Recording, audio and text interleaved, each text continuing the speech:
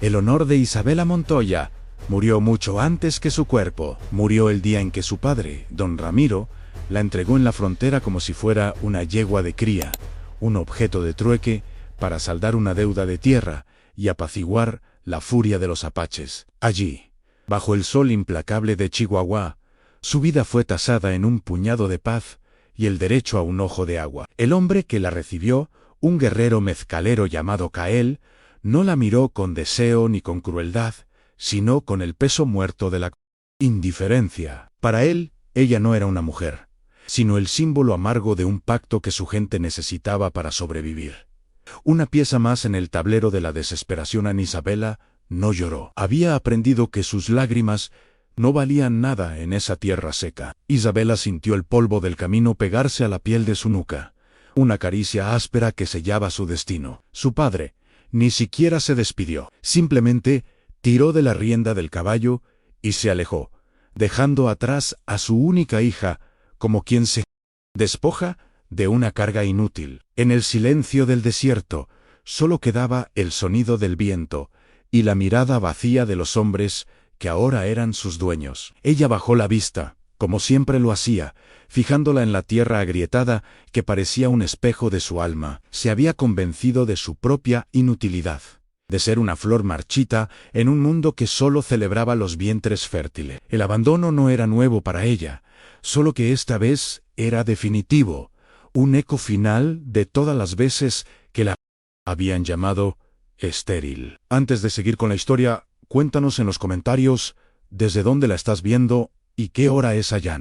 Nos encanta leerte. Kay la observó desde la distancia, un contorno inmóvil contra el horizonte rojizo. Su rostro, marcado por el sol y la pérdida, no mostraba emoción alguna. Su esposa y su hijo habían sido arrebatados por una fiebre que trajeron los soldados mexicanos, y desde entonces el mundo se había vuelto para él un lugar silencioso y gris. Esta mujer, con su vestido de tela sencilla y su olor a miedo y jabón, no significaba nada. Era un acuerdo, una necesidad política para proteger a su clan de la sed y de las balas. No veía en ella a una compañera ni a una cautiva, sino un recordatorio constante de la fragilidad de la vida y de las concesiones dolorosas que un líder debe hacer. La tomó por el brazo con una firmeza que no era violenta, sino impersonal, y la guió hacia el campamento, un lugar donde el silencio de ella se encontraría con el de él.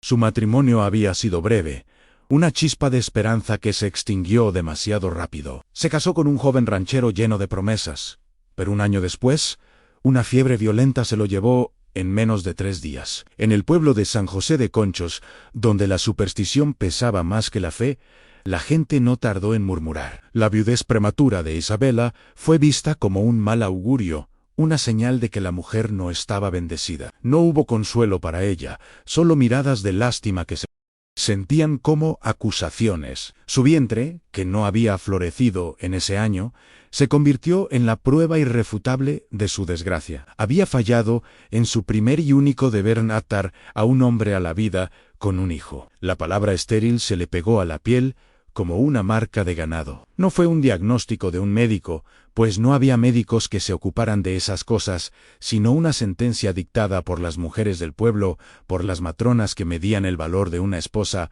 por el número de partos. La veían en la misa del domingo, rezando con una devoción silenciosa, y se codeaban, susurrando que ni Dios quería escuchar a una matriz seca. Isabela aprendió a caminar por las calles polvorientas sin levantar la vista, sintiendo el peso de los ojos ajenos sobre su espalda. La vergüenza era una segunda piel, un vestido que no podía quitarse ni de noche. Su infertilidad no era una condición, era su identidad. Vivía en la hacienda de su padre, San Ramiro, una construcción de adobe que se caía a pedazos, como el honor de su familia. Los muros, que alguna vez estuvieron blanqueados y relucientes, ahora mostraban las grietas del tiempo y la negligencia. El aire en los pasillos era denso, cargado con el olor a polvo viejo y a sueños rotos. Cada baldosa floja, cada viga carcomida, era un reflejo de su propia situación, una fachada de un linaje que ya no tenía nada que ofrecer. La hacienda era una tumba silenciosa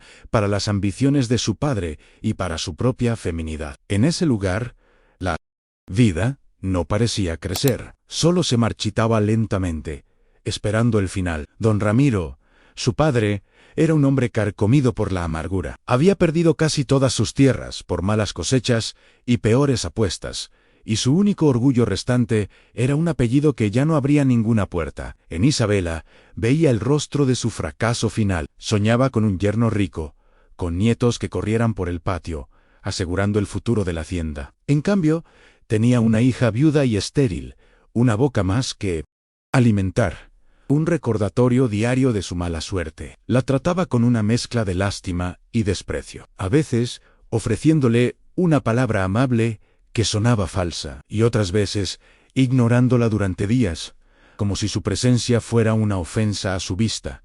Isabela recordaba con especial claridad un domingo después de misa. Caminaba por la plaza del pueblo cuando un grupo de mujeres, esposas de los notables de San José, la detuvieron. Una de ellas, doña Elvira, con una sonrisa cruel disfrazada de piedad, le preguntó en voz alta si no le había pedido a la Virgen con suficiente fe que le concediera un hijo. Las otras rieron por lo bajo. Isabela sintió la sangre subirle a las mejillas, una quemazón de humillación tan intensa que le robó el aliento. No respondió, simplemente apretó el rebozo contra su pecho y huyó de allí, con el sonido de sus risas persiguiéndola como una jauría de perros en esa noche. No cenó, se encerró en su cuarto y dejó que el silencio se la tragara. Su madre había muerto durante el parto de un hermano que tampoco sobrevivió. Don Ramiro a menudo la comparaba con ella, no con cariño, sino como un arma.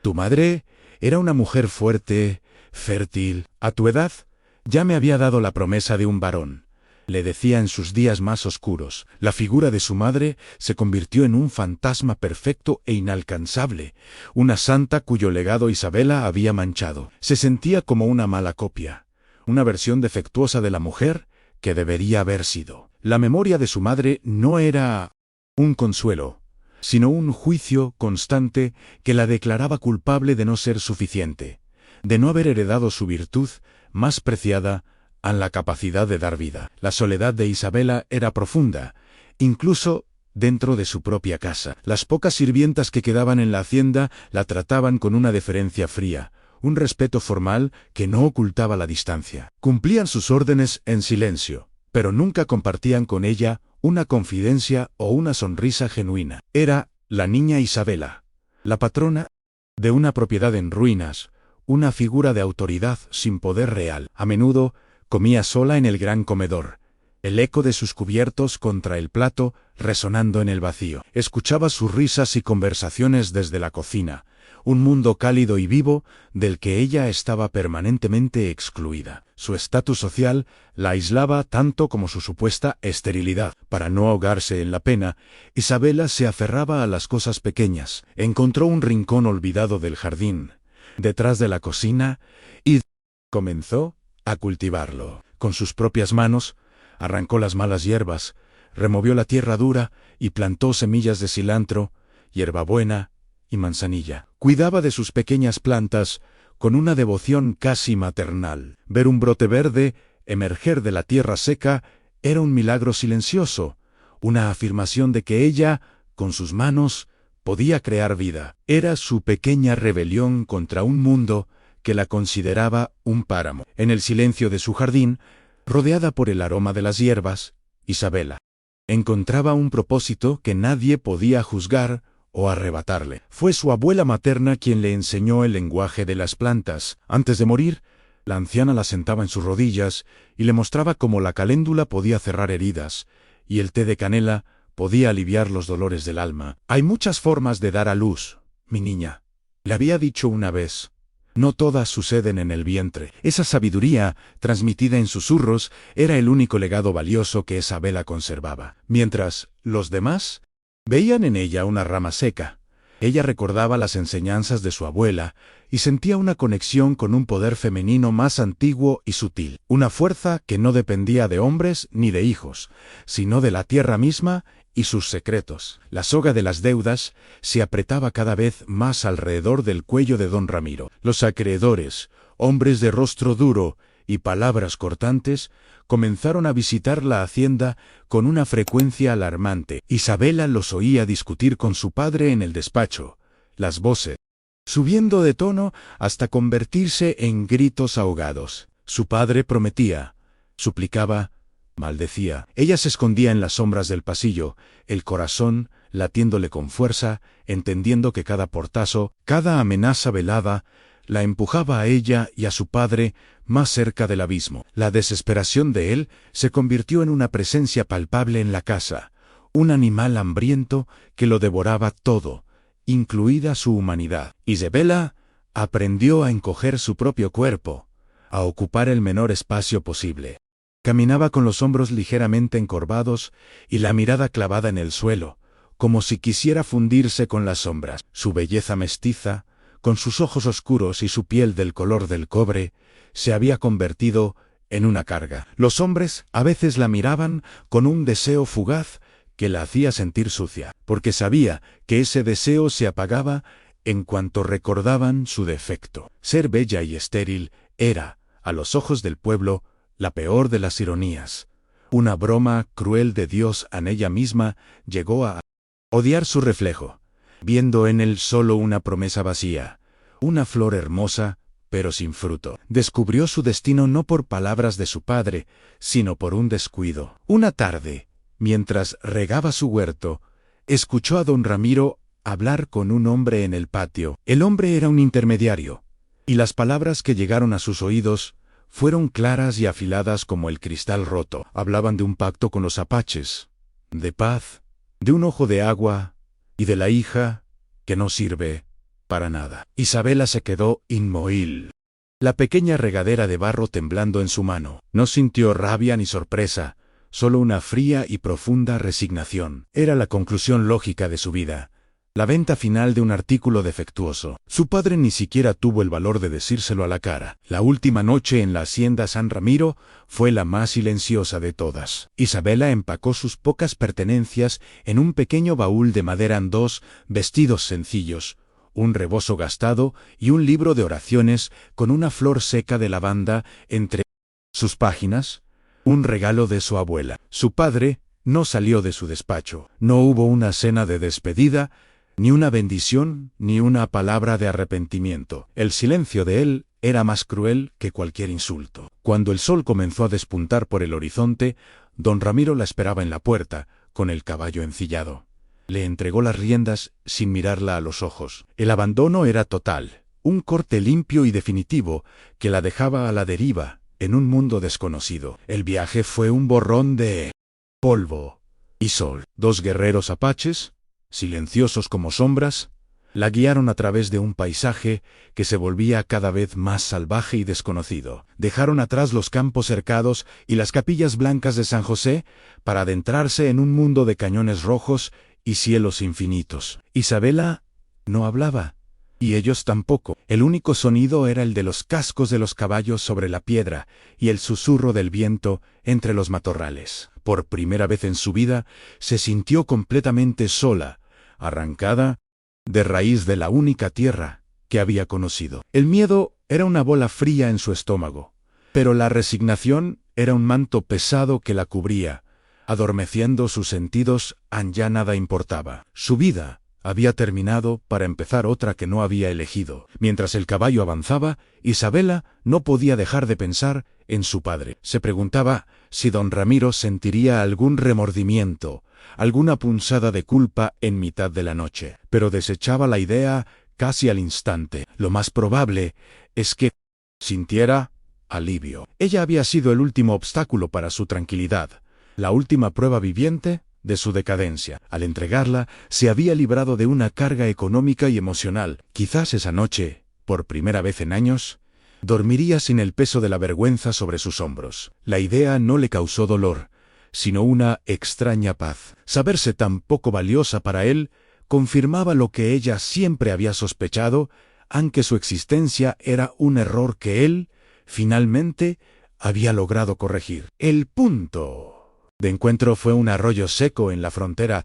un lugar sin nombre que marcaba el fin de su mundo. Allí esperaban Kyle y otros de sus hombres. El intercambio fue rápido, brutal en su simpleza. Su padre, a través del intermediario, confirmó los términos del acuerdo. Kael asintió, su rostro impasible. Isabela fue obligada a bajar de su caballo. Sintió las miradas de los apaches sobre ella, no lujuriosas, sino evaluadoras, como si estuvieran inspeccionando un animal. Nadie le dirigió la palabra. Vio cómo su padre y el intermediario se daban la vuelta y se alejaban sin una última mirada. Ese fue el corte final. La tierra de los cristianos estaba a su espalda, y frente a ella, solo el silencio de sus nuevos dueños. La caminata hacia el territorio apache fue una prueba para su alma. Todo lo que le habían enseñado sobre ellos era un torbellino de imágenes sangrientas en su mente, en salvajes, sin Dios, ladrones de niños, hombres crueles que disfrutaban con el sufrimiento ajeno. Esperaba un golpe, un grito, una humillación violenta que confirmara todos sus miedos. Sin embargo, los hombres que la rodeaban caminaban con una dignidad austera, sus movimientos medidos y eficientes. No hablaban entre ellos, comunicándose con gestos sutiles que ella no podía interpretar. La indiferencia de ellos era casi más aterradora que la violencia que esperaba. La ignoraban de tal manera que la hacían sentir como un fantasma, un bulto que simplemente transportaban de un lugar a otro. Al atardecer, llegaron a la ranchería. El campamento estaba enclavado en un pequeño valle, protegido por formaciones rocosas. El olor a humo de mezquite y carne asada flotaba en el aire. Varias estructuras cónicas hechas de pieles y ramas se alzaban contra el cielo anaranjado. Mujeres de rostro serio detuvieron sus quehaceres para mirarla pasar, sus ojos oscuros llenos de una curiosidad silenciosa y desconfiada. Los niños se escondían detrás de sus madres, espiándola con una mezcla de miedo y fascinación. Isabela se sintió desnuda, expuesta. Cada detalle de su vestimenta, el color de su piel, su forma de caminar, todo en ella gritaba que era una extraña, un elemento ajeno en un universo cuyas reglas desconocía por completo. Finalmente, la llevaron ante la tienda de Kael, que era ligeramente más grande que las demás. Él estaba sentado junto a un fuego pequeño, afilando la punta de una flecha con una piedra. No levantó la vista de inmediato cuando ella llegó. Dejó que el silencio se estirara, un gesto de poder que la hizo sentir aún más pequeña. Cuando por fin la miró, sus ojos eran fríos como el acero. No había en ellos la ira del guerrero ni la codicia del captor. Lo que Isabela vio fue un vacío inmenso, un pozo de dolor tan profundo que parecía haber extinguido cualquier otra emoción. En ese momento, entendió que no había sido llevada allí para ser su mujer, sino para ser un testigo mudo de su pena. Kael finalmente se levantó. Se movía con una gracia contenida, un depredador en su propio territorio. Isabela contuvo la respiración, esperando la orden, la palabra o el golpe, pero él no le habló. En su lugar, hizo un gesto seco con la cabeza hacia una pequeña tienda apartada, al borde del campamento. El mensaje era claro y brutal en su simplicidad. Ese era su lugar, lejos de él, lejos del corazón de la tribu. No la reclamaba para su lecho, la exiliaba dentro de su propia comunidad. Para Kael, ella no era una mujer que se pudiera desear o poseer, sino un objeto del tratado. Una presencia que debía ser contenida y mantenida a distancia, como una enfermedad. El desprecio era tan evidente que casi era un alivio. Era un lenguaje que ella entendía. Esa primera noche, Isabela se acurrucó dentro de la pequeña tienda, sobre una piel de búfalo áspera. Su cuerpo estaba tenso, preparado para la violencia que las historias de su pueblo le habían enseñado a esperar. Cada sombra, cada susurro del viento contra la piel de la tienda, cada ladrido lejano de un coyote, era una amenaza. Esperó a que Kael viniera a reclamar lo que era suyo por derecho de pacto, pero la entrada de la tienda permaneció cerrada. La indiferencia era un veneno más lento y confuso que la crueldad. La habían desechado en su mundo por ser inútil, y en este nuevo mundo la ignoraban por la misma razón. La soledad era tan absoluta que se sentía como una tumba. Lloró en silencio, no de tristeza, sino de pura y desoladora confusión. Desde su propia tienda, Kael sentía la presencia de ella como una espina clavada en el costado del campamento. No pensaba en ella como Isabela, sino como la mujer mexicana. Era el rostro de sus enemigos, de los hombres blancos que trajeron la tos y la fiebre que le arrebataron a su esposa, Nita, y a su pequeño hijo, Tashon. Cada vez que su mirada se cruzaba con la tienda de ella, el dolor se reavivaba, fresco y punzante. Evitarla era una forma de protegerse, de mantener intacto el santuario de su duelo. Tocarla, hablarle, incluso reconocer su existencia. Como ser humano, sería una traición a la memoria de los suyos, así que la convirtió en una sombra, un recordatorio silencioso de por qué odiaba al mundo del que ella provenía. Los primeros días transcurrieron en una rutina de silencio y distancia. Isabela no se atrevía a salir de su tienda, salvo para las necesidades más básicas, y lo hacía cuando el campamento estaba más tranquilo, al amanecer o al anochecer. Desde la penumbra de su refugio, lo observaba a él, veía cómo dirigía a sus hombres, cómo hablaba con los ancianos, cómo jugaba con los niños sin sonreír. Él, a su vez, era consciente de su mirada, pero actuaba como si ella no existiera. Se cruzaban sin verse, dos fantasmas atrapados en el mismo espacio, cada uno cargando el peso de su propio mundo destruido. La tensión entre ellos no era de deseo ni de odio, sino de un reconocimiento mutuo de la herida que ambos llevaban dentro. A la mañana del tercer día, Isabela encontró fuera de su tienda un cuenco de madera con un poco de carne seca de venado y una piel de agua llena. No había nadie cerca. Sabía que había sido él. No fue un gesto de bondad, sino de pragmatismo. Ella era su responsabilidad, parte del acuerdo, y un muerto por inanición en su campamento traería problemas. Aceptó la ofrenda, sin dudar. El hambre era más fuerte que el orgullo. Comió la carne dura y salada con lentitud, sintiendo cómo la fuerza volvía a su cuerpo. Era la primera vez en días que sentía algo más allá del miedo. Era una supervivencia. Cruda, despojada de cualquier emoción. Una transacción silenciosa en él le daba sustento. Ella seguía existiendo sin ser una molestia. Poco a poco, la curiosidad venció al miedo. Isabela comenzó a observar con más atención la vida del campamento desde la entrada de su tienda. Veía a las mujeres trabajar con una eficiencia implacable, encurtiendo pieles, moliendo mezquite, tejiendo cestas. Hablaban poco, pero se movían en una coreografía de cooperación perfecta. Vio cómo cuidaban a sus hijos con una ternura feroz y cómo trataban a sus ancianos con un respeto profundo. No era el caos salvaje que le habían descrito, era una comunidad con un orden estricto, con roles definidos y con una dignidad que la dejó perpleja. Empezó a darse cuenta de que el mundo no era tan simple como le habían enseñado. Había humanidad en aquellos a quienes le habían dicho que debía temer. El campamento apache se regía por el sol y las estaciones, no por las campanas de una iglesia. La vida era un ciclo incesante de trabajo y supervivencia, dictado por la necesidad. Isabela comenzó a entender el ritmo de la ranchería. El amanecer traía consigo la actividad frenética de la preparación. El mediodía, un calor que invitaba al reposo en la sombra. Y el atardecer, el regreso de los cazadores y el olor a comida compartida alrededor de las hogueras. Era un mundo áspero, sin los lujos ni las comodidades de su vida anterior, pero había en él una honestidad brutal. Aquí,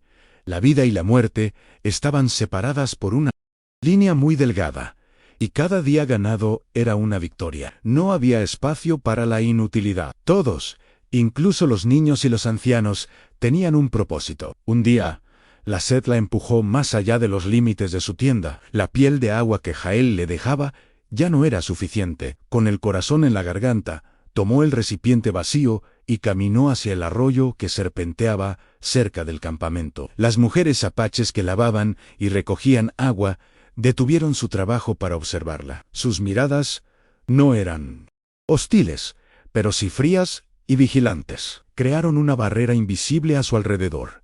Isabela no se acercó a ellas. Encontró un lugar apartado, río abajo, y llenó su odre rápidamente, sintiendo sus ojos clavados en su nuca. No hubo palabras, solo un claro mensaje de exclusión. Ella podía usar el agua, el recurso por el cual había sido vendida, pero no pertenecía a su círculo. Isabela era una observadora nata. Aprendió las reglas no escritas de la convivencia para sobrevivir. Aprendió qué senderos usar, a qué distancia mantenerse de las hogueras familiares, y a nunca, bajo ninguna circunstancia, mirar directamente a un guerrero a los ojos. Comprendió que su única posibilidad de paz era volverse invisible, una sombra que no alterara el delicado equilibrio del campamento. Empezó a realizar pequeñas tareas para justificar su existencia, aunque fuera solo para sí misma. Recogía leña seca para su propio y pequeño fuego, mantenía su tienda limpia y ordenada y lavaba su ropa en el arroyo cuando nadie más estaba cerca. Estos pequeños actos de autonomía eran su forma de aferrarse a su dignidad. Desde la distancia, Cale notaba su comportamiento, esperaba lágrimas, histeria, quizás un intento torpe de fuga que lo habría obligado a actuar. Pero la mujer mexicana era silenciosa, obediente y extrañamente resistente. La observaba moverse por el campamento con una discreción que rozaba la invisibilidad, siempre con la cabeza gacha, siempre evitando problema. No había en ella la arrogancia de los de su raza, ni la fragilidad que él esperaba de una mujer criada entre paredes de adobe. Había algo más, una fortaleza tranquila que lo desconcertaba. No despertaba en él ninguna compasión, pero sí una pizca de curiosidad. Era como observar a un animal del desierto que, contra todo pronóstico, se negaba a morir. Un atardecer, un niño pequeño de unos 4 años, con los ojos brillantes de curiosidad, se aventuró hasta el borde de su tienda. Se quedó allí, mirándola fijamente, con el dedo en la boca. Las otras mujeres lo habrían llamado de inmediato, pero su madre estaba ocupada. Isabela, que no había tenido una interacción humana directa en semanas, sintió un nudo en la garganta. Lentamente, para no asustarlo, le ofreció una sonrisa tímida. El niño la miró un instante más y luego salió corriendo, como un cervatillo asustado, para esconderse tras las faldas de su madre. Fue un momento fugaz, insignificante para cualquiera, pero para Isabela fue como un sorbo de agua fresca en medio del desierto. Una conexión, por pequeña que fuera. Llegó una noche de tormenta inesperada. El viento aullaba entre los cañones y una lluvia helada se filtraba por las costuras de su tienda. Isabela temblaba bajo su única manta, el frío calándole hasta los huesos. En mitad de la noche, oyó un ruido sordo fuera. Al principio, el miedo la paralizó, pero luego, el silencio. Cuando se atrevió a mirar, encontró una pesada piel de búfalo, gruesa y cálida, dejada junto a la entrada. Sabía que era obra de Cale. Era un gesto práctico, para evitar que la mujer del tratado enfermara, pero en la oscuridad y el frío, se sintió como un acto de humanidad. Si crees que el amor verdadero nace del respeto y el dolor compartido, déjanos un corazón en los comentarios. En el borde del campamento, 2 niños pequeños vivían en una especie de limbo. Eran huérfanos. Sus padres habían muerto en una emboscada de soldados meses atrás. Una tía lejana les daba restos de comida, pero nadie les ofrecía el calor de un regazo o la caricia de una mano. Se movían como pequeñas sombras, sucios y con la mirada triste de quienes han visto demasiado. Isabela los observaba desde su tienda. En su abandono veía un reflejo del suyo. Un día, el más pequeño tropezó y se raspó la rodilla. Lloró en silencio, sin esperar que nadie acudiera. Isabela sintió una punzada en el vientre, un instinto que creía muerto, y supo que no podía seguir siendo solo una espectadora. Con una cautela infinita, comenzó a acercarse a ellos. No, con palabras que ellos no entenderían, sino con gestos. Un día, mientras la niña dormitaba al sol, remendó un desgarro en su pequeña túnica de piel con un hilo que había sacado de su propio vestido. Otro día, humedeció el borde de su rebozo en el arroyo y limpió la cara sucia del niño, mostrándole su propio reflejo en el agua. Los niños al principio se mostraban recelosos, como animales salvajes, pero la suavidad de sus manos y la calma en su mirada lentamente vencieron su desconfianza. Las otras mujeres del campamento la observaban, sus rostros impasibles, sin aprobar ni desaprobar, simplemente dejando que sucediera. Cale lo veía todo. Observaba cómo la mujer mexicana se acercaba a los huérfanos con una paciencia que él no poseía. La vio limpiar la herida del niño y peinar el cabello enredado de la niña con sus dedos. Cada gesto de ternura era una punzada en su propio recuerdo. Le recordaba a Anita, su esposa, y la forma en que ella cuidaba de su hijo. Por un instante, el odio que sentía hacia el mundo de ella se resquebrajó. Dejó de verla como el símbolo de un tratado o como una enemiga. Vio, simplemente, a una mujer consolando a un niño, y en ese acto reconoció una humanidad que el dolor le había hecho olvidar que existía en otros. Si crees que el amor nace del respeto y el dolor compartido, déjanos un corazón en los comentarios. Decidida a encontrar un propósito más allá de la mera supervivencia, Isabela recordó el legado de su abuela. Buscó un pequeño pedazo de tierra cerca de su tienda, un lugar que nadie usaba, y comenzó la ardua tarea de crear un huerto. Con un palo afilado, rompió la tierra compacta y seca, sacando piedras y raíces. Era un trabajo agotador, que le dejaba las manos llenas de ampollas y la espalda dolorida. Pero cada trozo de tierra que ablandaba era una victoria personal. Estaba plantando raíces en un lugar donde había sido arrojada. No sabía si algo crecería, pero el acto de intentarlo, de imponer vida sobre la aridez, era una oración silenciosa, una afirmación de su propia existencia. Una noche, el niño huérfano comenzó a arder de fiebre. Gemía en sueños y su cuerpo se convulsionaba. La curandera del campamento, una anciana sabia en heridas y huesos rotos, aplicó sus remedios sin éxito. La fiebre no cedía. Isabela, escuchando los quejidos del niño desde su tienda, sintió un escalofrío de reconocimiento. Los síntomas eran los mismos que había descrito su abuela para las fiebres del estómago. Sabía qué hacer, pero el miedo a cruzar esa línea invisible, a interferir, la paralizaba. Miró al cielo estrellado, tan diferente al de su hogar, y pidió una señal, un poco del coraje que nunca había tenido. Al amanecer, tomó una decisión. Se adentró en las colinas que rodeaban el campamento, un lugar al que tenía prohibido ir. Buscó frenéticamente entre las rocas y los arbustos hasta que encontró las plantas que necesitaba: hojas de salvia del desierto y la raíz amarga de una planta que los locales ignoraban. De vuelta en su tienda, machacó las hierbas hasta convertirlas en una pasta y preparó una infusión oscura. Con el corazón martillándole en el pecho, se acercó a la tienda de los huérfanos. La tía de los niños la miró con hostilidad, pero Isabela no se detuvo. Se arrodilló junto al niño y con gestos le ofreció a la mujer la medicina. La mujer dudó, mirando a la curandera, que observaba la escena con los brazos cruzados y el ceño fruncido. Pero la desesperación pudo más que la desconfianza. Asintió levemente. Isabela, con manos temblorosas pero firmes, aplicó el cataplasma en el vientre del niño y le dio a beber unas gotas de la infusión.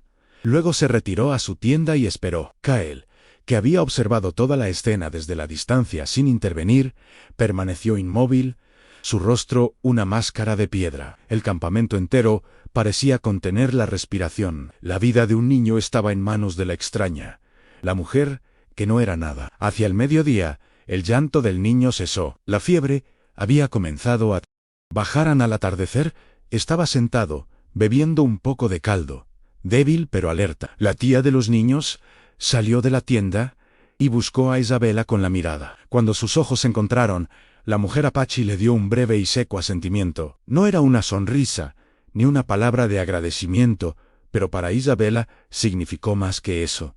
Era un reconocimiento, una grieta en el muro de hielo que la rodeaba. Por primera vez desde que había llegado, una persona del campamento la había mirado no como a un objeto, sino como a alguien que tenía un valor. Esa noche, cuando Isabela estaba avivando las brasas de su pequeño fuego, una sombra se cernió sobre ella. Era que él, su presencia era tan imponente que le robó el aliento. Pensó que venía a castigarla por su atrevimiento, pero él se quedó de pie, en silencio, durante un largo rato. Luego, en un español torpe y gutural, pronunció las primeras palabras que le dirigía directamente. No fue una orden, sino una pregunta.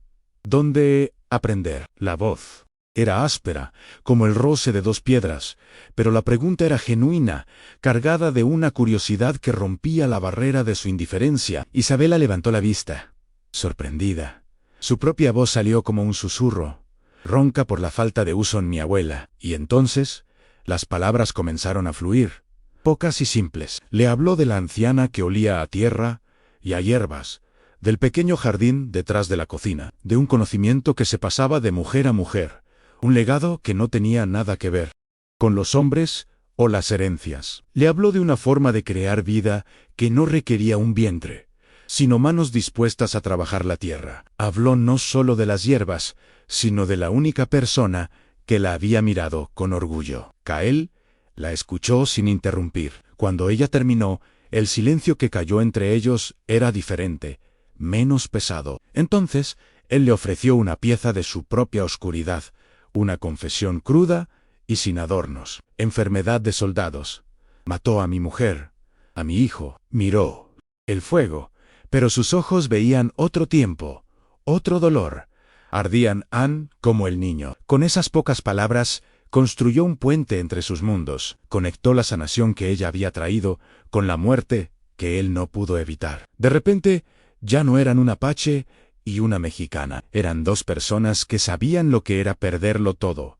La revelación lo cambió todo. El abismo entre ellos no había desaparecido, pero ahora tenía un puente, frágil y tembloroso, hecho de dolor compartido. El silencio que siguió no fue incómodo, era un silencio de comprensión, un espacio donde sus respectivas soledades podían tocarse sin miedo. Isabela lo miró, y por primera vez no vio a un guerrero salvaje, sino a un hombre devastado por el luto. Él la miró, y no vio a una enemiga, sino a alguien que entendía el lenguaje de la pérdida. En ese momento, la convivencia forzada comenzó a transformarse en algo más, algo que ninguno de los dos tenía nombre.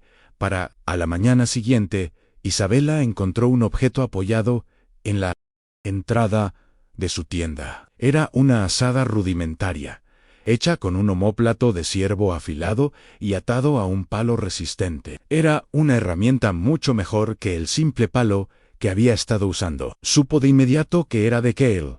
Él no estaba a la vista. El regalo había sido dejado en secreto, como sus ofrendas anteriores. Pero este era diferente. No era comida para mantenerla viva.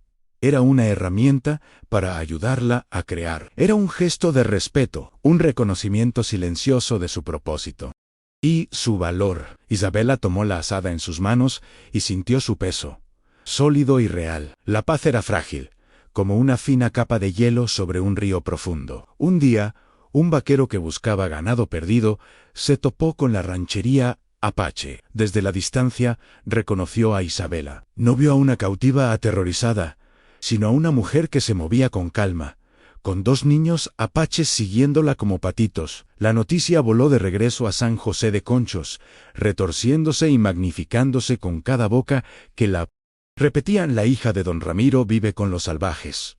Decían algunos, se ha entregado al jefe apache, es su concubina. Susurraban otros. La historia ya no era sobre una mujer vendida, sino sobre una traidora que había elegido la barbarie sobre la civilización. La reacción del pueblo no fue de compasión, sino de furia santurrona. La misma comunidad que la había marginado por estéril, ahora se sentía ofendida por su aparente supervivencia. ¿Cómo se atrevía a encontrar una forma de vida, por miserable que fuera de su control y de su juicio? Don Ramiro se encerró en su hacienda, ahogado en una nueva ola de vergüenza. El padre Anselmo, desde el púlpito, la condenó como una renegada, un alma perdida para Dios que había sucumbido a los placeres de la carne con un pagano. Isabela pasó de ser una carga inútil a una amenaza moral, un ejemplo peligroso de lo que sucedía cuando una mujer olvidaba su lugar y su fe. La noticia llegó a oídos del capitán Antonio Fuentes, un oficial del ejército que había sido el prometido de Isabela antes de su primer matrimonio. Antonio era un hombre cuyo honor era tan rígido como quebradizo, construido sobre cimientos de orgullo y prejuicio racial. Él la había descartado tras la muerte de su esposo, considerándola manchada por la mala suerte. Pero la idea de que su Isabela, la mujer que una vez le perteneció en promesa, ahora estuviera en el lecho de un indio, era una afrenta personal insoportable. No era por amor ni por preocupación, era Una cuestión de propiedad mancillada y de pureza de sangre ultrajada. Antonio enmarcó su venganza como una misión de rescate ante sus superiores y los hombres del pueblo. Habló con fervor sobre la necesidad de salvar a una mujer cristiana de las garras de los bárbaros. Usó palabras como honor, deber y civilización. Pero detrás de la retórica patriótica, su verdadero objetivo era punitivo. Quería restregar su poder militar sobre los apaches, a quienes consideraba una plaga, y castigar a Isabela por la máxima traición, elegir a un salvaje por encima de uno de su propia raza. El rescate era una excusa para la aniquilación, y para lavar la mancha de su propio orgullo, herido con la sangre de otros. La amenaza no tardó en llegar al campamento apache. Uno de los exploradores de Kehl regresó con noticias urgentes. Un grupo de soldados mexicanos, liderado por un capitán, se estaba reuniendo cerca de la frontera. Hacían preguntas sobre el clan de Kehl y, específicamente, sobre la mujer blanca que vivía con ellos. Cuando el explorador mencionó el nombre del capitán, Antonio Fuentes, un escalofrío recorrió la espalda de Isabela. El nombre la transportó a un pasado de promesas rotas y humillaciones silenciosas. Comprendió de inmediato que su antigua vida no la había olvidado. Venía a buscarla, no para salvarla, sino para destruirla por completo. Por un breve instante, el miedo la invadió. El mundo civilizado, con sus iglesias y sus reglas familiares, tiró de ella. Pero la sensación se desvaneció tan rápido como llegó. ¿Qué le esperaba allí? Más desprecio, el juicio de Antonio, la vergüenza de su padre. Miró a su alrededor. En su pequeño huerto comenzaba a dar brotes.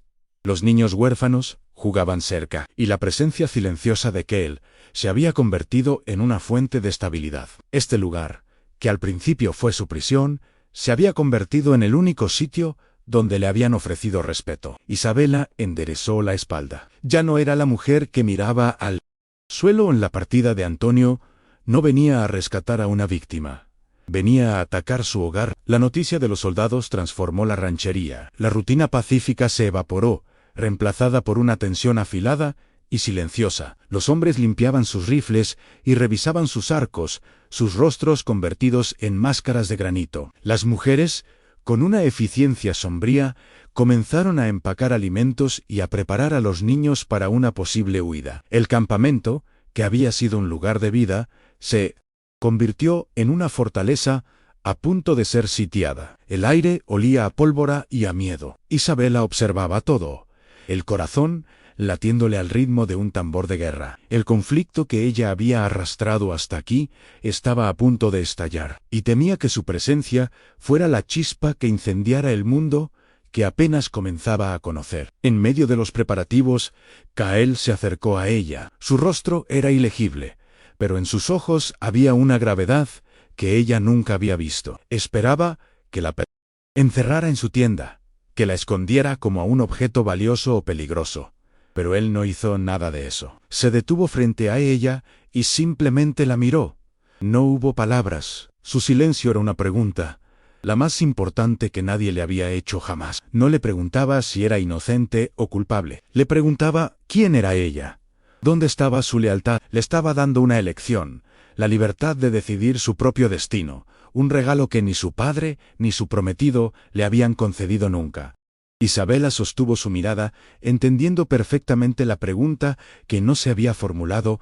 Ann podría correr. Podría intentar llegar al campamento de Antonio y presentarse como una víctima, una pobre cautiva rescatada. Quizás le perdonarían la vida, devolviéndola a una existencia de humillación y desprecio. Pero esa vida ya no era la suya. Miró a los dos niños huérfanos que se habían pegado a sus faldas, temblando de miedo. Los rodeó con sus brazos, atrayéndolos hacia ella. Luego, levantó la vista hacia Kehl, su respuesta clara en el gesto protector de sus manos y en la firmeza de su mirada. No dijo, «Me quedo». No era necesario. Ann, su cuerpo, su alma, ya habían elegido. El ataque comenzó al amanecer, con el estruendo de los rifles rompiendo la paz del alba. Los disparos resonaban en el cañón, una música mortal que lo llenaba todo. Isabela fue conducida junto con las otras mujeres y los niños a una cueva escondida en las rocas, un refugio precario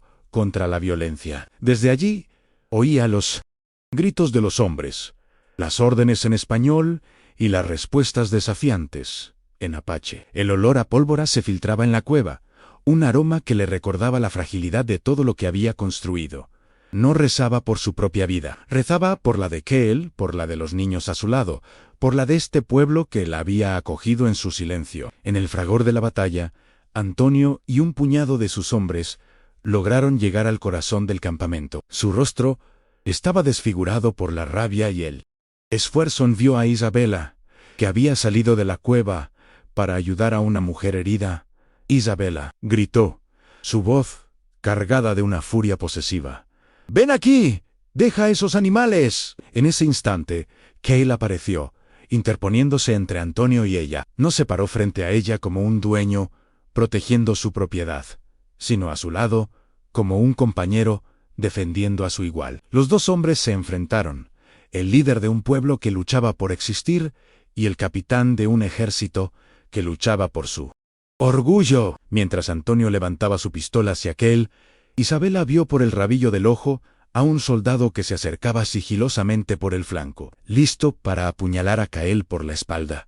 Un grito se ahogó en su garganta. No había tiempo para avisarle. En un acto de puro instinto, de una ferocidad que no sabía que poseía, agarró un leño encendido de una hoguera cercana. Sin pensar, se giró y se lo arrojó al soldado, golpeándolo en la cara. El hombre gritó de dolor y sorpresa, retrocediendo. Esa breve distracción fue todo lo que Keel necesitó para desarmar a Antonio. El acto de Isabela no fue el de una dama esperando ser salvada. Fue el acto de una guerrera luchando por su hogar. La partida de Antonio Fuentes se retiró al amanecer, diezmada y humillada. Dejaron atrás un campamento herido, pero no vencido. El silencio que siguió a la batalla no fue de derrota, sino de solemne reconstrucción. Isabela, junto a las otras mujeres, se movió entre los heridos, limpiando heridas y aplicando los remedios de su abuela, ahora con la aprobación silenciosa de la curandera del clan. Keel trabajaba a su lado, organizando la defensa y ayudando a los más graves. Ya no había una barrera invisible entre ellos. El fuego del combate los había forjado en algo nuevo. Se movían en una sintonía perfecta, comunicándose con miradas y gestos. Su vínculo sellado no con promesas, sino con la sangre y el coraje compartidos en la defensa de su gente. Pasaron las semanas y la vida en la ranchería encontró un nuevo ritmo. Una tarde, Keel guió a Isabela hacia su pequeño huerto. Había sobrevivido al ataque, protegido por las rocas. Las pequeñas plantas verdes, símbolo de su tenacidad, seguían creciendo. Keel sacó de una bolsa de cuero unas pequeñas semillas oscuras y las puso en la mano de Isabela. No le dijo qué eran, pero ella entendió el gesto. Juntos se arrodillaron en la tierra. Él cavó un pequeño hoyo con sus dedos, y ella depositó las semillas. No hubo un abrazo, ni un beso, ni una palabra de amor, solo el acto compartido de plantar, de confiarle a la tierra un futuro en común. Era un juramento silencioso, más fuerte que cualquier palabra. Si esta historia te conmovió, suscríbete al canal y déjanos un like. Isabela nunca regresó a San José de Conchos. En el campamento apache dejó de ser la mujer mexicana. Se convirtió en la que cura, la madre de los huérfanos. Encontró su nombre no en un marido o en un padre, sino en sus propias acciones. El honor que le habían negado en su mundo, lo construyó con sus propias manos en la tierra del desierto. Keel nunca la reclamó como su esposa bajo ninguna ley, pero la defendió como a su compañera y la respetó como a su igual. Encontraron un hogar, no en una estructura de adobe o en una tienda de piel, sino en la dignidad que se reflejaba en los ojos del otro. El verdadero honor, aprendieron ambos, no estaba en la sangre ni en la fe, sino en el valiente silencio que permite reconocer la humanidad en el otro. Aquí compartimos relatos reales que nos enseñan a sanar, amar y resistir.